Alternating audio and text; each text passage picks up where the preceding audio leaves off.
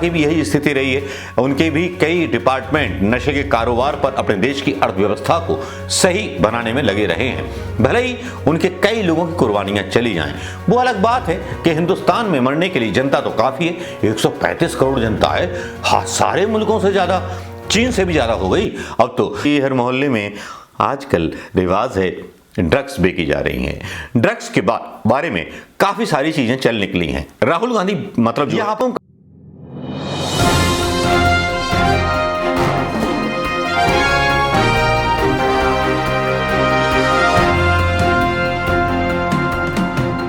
दोस्तों गुमटियों में पान बिकते हुए सुना था, चाय बिकती हुई सुनी थी, लेकिन गुजरात की हर गली हर मोहल्ले में आजकल रिवाज है, ड्रग्स बेची जा रही हैं।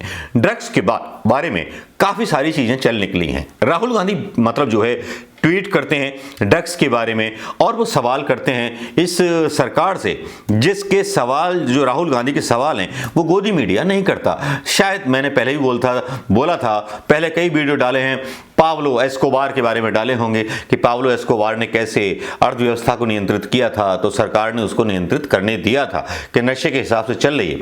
और अमेरिका की भी यही स्थिति रही है। उनके भी कई डिपार्टमेंट नशे के कारोबार पर अपने देश की अर्थव्यवस्था को सही बनाने में लगे रहे हैं। भले ही उनके कई लोगों की कुर्बानियां चली जाएं, वो अलग बात है कि हिंदुस्तान में मरने के लिए जनता तो काफी है। 135 करोड़ जनता है। हाँ, सारे मुल्कों से ज्यादा, चीन से भी ज्यादा हो गई अब तो। लेकिन राहुल गांधी जो हैं यहां पर जब ट्वीट करते हैं तो उनके इस ट्वीट के बारे में कोई बात नहीं करता। कोई भी स्ट्रीम मीडिया राहुल गांधी के बयान को सीरियसली नहीं लेता, क्योंकि राहुल गांधी बहुत सीधा सीधा चांटा मारते हैं।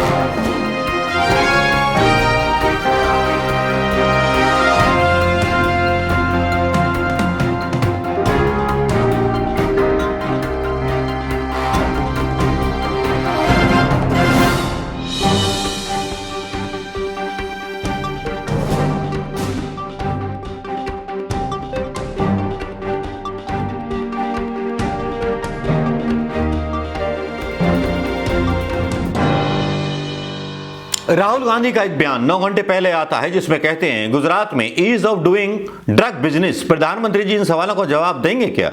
गुजरात में हजारों करोड़ की ड्रग्स पहुंच रही है। गांधी पटेल की पावन भूमि पर यह जहर कौन फैला रहा है? बार बार ड्रग्स बरामद होने के बावजूद पोर्ट के मालिक से अब तक कोई पूछताछ क्यों नहीं हुई? गुजरात में ड्रग कार्टेल चला रहे नार्कोस को एनसीबी एवं अन्य सरकारी एजेंसियां अब तक क्यों नहीं पकड़ पाई? केंद्र और गुजरात की सरकार में बैठे वो कौन लोग हैं जो माफिया मित्रों को संरक्षण दे रहे हैं? प्रधानमंत्री जी कब तक मौन रहेंगे? जवाब तो देना पड़ेगा। अब राहुल गांधी जी आप कितना भी जवाब मांग लो, आपको जवाब नहीं आने वाले हैं, क्योंकि ये मोदी जी की आर्थिक नीति में शामिल है ड्रग का कारोबार। इसीलिए कितनी भी उतरे, कितना भी ड्रग उतरे, कितना भी ड्रग देश में बेचा जाए, क्योंकि बेरोजगार लोग हैं, सबको धर्म की भांग पिला रखी है, फिर थोड़ी सी भांग ड्रग की भी मिल जाए, डेस्पिरेट युवा जो है पिए और मरे, पुलिस का भी काम बढ़ जाए, पैसे भी लेगी, तो व्यापार कितना बढ़िया चलेगा पुलिस का और गृह मंत्री का। जरा ये सोचिए, इनका तो मतलब बड़ा विजन है नए इंडिया को बनाने का। लेकिन इसी बीच कांग्रेस के आईएनसी टीवी की तरफ से कुछ रिपोर्ट्स और कुछ सवाल यहां आते हैं जो मैं यहां डालना चाहता हूं।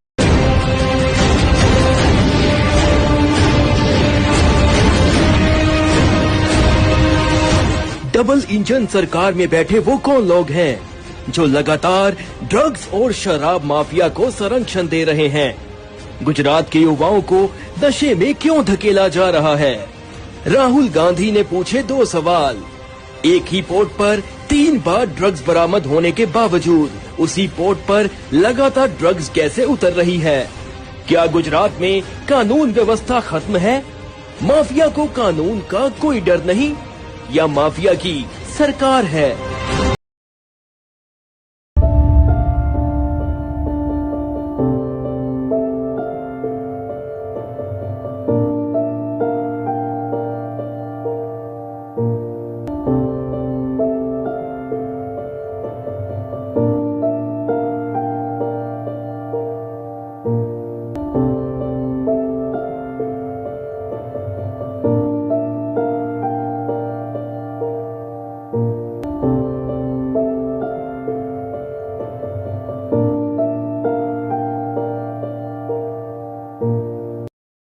गुजरात का मुंद्रा पोर्ट, जिसको चलाने की जिम्मेदारी फिलहाल गौतम अडानी के मालिकाना हक वाली कंपनी अडानी समूह की है। गुजरात के कच्छ में मुंद्रा पोर्ट पर भारी मात्रा में हेरोइन पकड़े जाने के बाद अडानी समूह ने एक बयान जारी किया और कहा कि 16 सितंबर 2021 को डीआरआई और सीमा शुल्क के एक संयुक्त अभियान में अफगानिस्तान से आए 2 कंटेनरों से भारी मात्रा में प्रतिबंधित हेरोइन पकड़ी गई। ये कंटेनर मुंद्रा बंदरगाह पर डीपी वर्ल्ड टर्मिनल पर पहुंचे थे। हम अवैध ड्रग्स को जब्त करने और आरोपियों को पकड़ने के लिए डीआरआई और सीमा शुल्क विभाग के टीमों को धन्यवाद देते हैं और बधाई देते हैं। कानून भारत सरकार के सीमा शुल्क और डीआरआई के सक्षम अधिकारियों को गैर कानूनी कार्गो को खोलने, जांच करने और जब्त करने का अधिकार देता है। देश भर में कोई भी पोर्ट ऑपरेटर कंटेनर की जांच नहीं कर सकता है। उनकी भूमिका बंदरगाह चलाने तक सीमित है। हमें पूरी उम्मीद है कि यह बयान अडानी समूह के खिलाफ सोशल मीडिया पर चलाए जा रहे दुर्भावनापूर्ण और झूठे प्रचार पर विराम लगा देगा। APSEZ एक पोर्ट ऑपरेटर है जो शिपिंग लाइनों को सेवाएं प्रदान करता है। मुंद्रा या हमारे किसी भी बंदरगाह के टर्मिनलों से गुजरने वाले कंटेनरों या लाखों टन कार्गो पर हमारा कोई पुलिस जैसा अधिकार नहीं है। आइए अब आपको अडानी पोर्ट्स की 2021 और 22 की पॉलिसी दिखाते हैं। पेज नंबर 6 पर लिखा है, We are committed to provide a safe and secure working environment to all its employees, port users, cargo, ships and its personnel. This will be achieved by establishing and maintaining the required security measures to prevent unlawful acts against people, cargo and marine assets. We shall strive to detect and deter unauthorized entrants and criminal activities in port facilities and react timely and correctly when such activities are encountered. अब देखिए, Adani port पर 3000 kilo heroine मिली, जिसकी कीमत 21,000 करोड़ रुपए से ज़्यादा हो सकती है। और अब पकड़े जाने के बाद अडानी समूह अपने बयान में कहता है कि देश भर में कोई भी पोर्ट ऑपरेटर कंटेनर की जांच नहीं कर सकता है। उनकी भूमिका बंदरगाह चलाने तक सीमित है। मुंद्रा या हमारे किसी भी बंदरगाह के टर्मिनलों से गुजरने वाले कंटेनरों या लाखों टन कार्गो पर हमारा कोई पुलिस जैसा अधिकार नहीं है। लेकिन जब आप पॉलिसी पढ़ते हैं, उसमें अडानी मुंद्रा पोर्ट की पॉलिसी कहती है कि we shall strive to detect and deter unauthorised entrants and criminal activities in port facilities and react timely and correctly when such activities are encountered.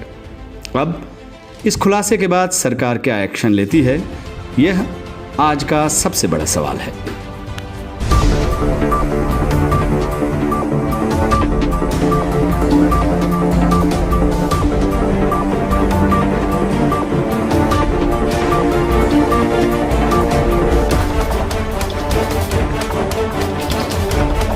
दुनिया का सबसे बड़ा हेरोइन ड्रग्स घोटाला सामने आया है। 1,75,000 करोड़ रुपया, चौंकिए मत, 1,75,000 करोड़ रुपए के 25,000 किलो हेरोइन ड्रग्स कहां गए? 25,000 kilo. I am again repeating with a sense of responsibility. दोस्तों, हम सब ने देखा कि हाल में ही अडानी मुंद्रा पोर्ट पर 3,000 किलो हीरोइन ड्रग्स, जिसकी कीमत 21,000 करोड़ रुपया आंकी गई, वो पकड़े गए। पर जो पकड़े नहीं गए वो क्या है? आज के समाचार पत्रों के मुताबिक अडानी मुंद्रा पोर्ट गुजरात पर जून 2021 में भी इसी प्रकार 25 टन यानी 25,000 kilo heroin drugs semi cut telecom powder blocks के नाम से आए थे। वो भी आंध्र प्रदेश की उसी कंपनी के नाम से आए जिसने 3,000 किलो हेरोइन ड्रग्स भी अडानी मुंद्रा पोर्ट से सेमी कट टेलीकॉम पाउडर के नाम से मंगाए थे। कंपनी भी वही है। इन 25,000 किलो हेरोइन ड्रग्स की कीमत 1,75,000 करोड़ रुपया है। और हेरोइन ड्रग्स की यह खेप अदानी मुद्रा पोर्ट पर आई और वहां से देश में चली गई, पकड़ी ही नहीं गई। आज ये 25,000 किलो हेरोइन ड्रग्स जिसकी कीमत 1,75,000 करोड़ रुपया है, आज देश के युवाओं को नशे में नष्ट करने में लगी है।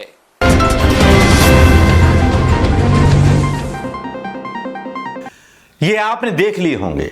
ये देखने के बाद मेरा एक सवाल उठता है, ड्रग्स का अदानी के साथ जुड़ा रहना, मुंद्रा पोर्ट के साथ जुड़ा रहना, क्या इसके बारे में इन्वेस्टिगेटिव थ्योरी रखने वाले हमारे आज तक जो बिकी हुई डिबेट चला रहे थे केवल सिसोदिया पर, अरविंद केजरीवाल और बीजेपी पर दिल्ली में, क्या गुजरात के बारे में बोलने में क्या इनकी जुबान पर मतलब लकवा मार जाता है या क्या हो जाता है?